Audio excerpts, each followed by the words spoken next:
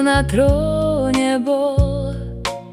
Radcovia žiarlili na múdreho ministra Daniela. Ukuli plán na kráľa, aby vydal zákon proti Danielovmu bohu. 30 dní sa v kráľovstve všetci musia modliť iba ku kráľovi Dariusovi.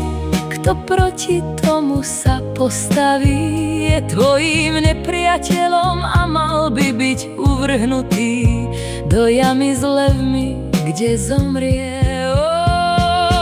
Múdry minister Daniel sa však modlil ďalej aj ku svojmu bohu. Daniela do jamy levovej uvrhli, kde hladné levy sedeli. Král Darius ľutoval zákon, ktorý podpísal. A kvôli Danielovi ani nespal.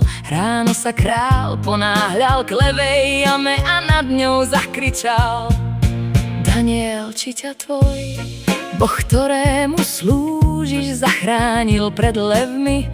Môj Boh mi poslal na pomoc anjela, ktorý zavrel levom tlamy. Král prikázal, aby Daniela vyviedli z levej jamy. Amen.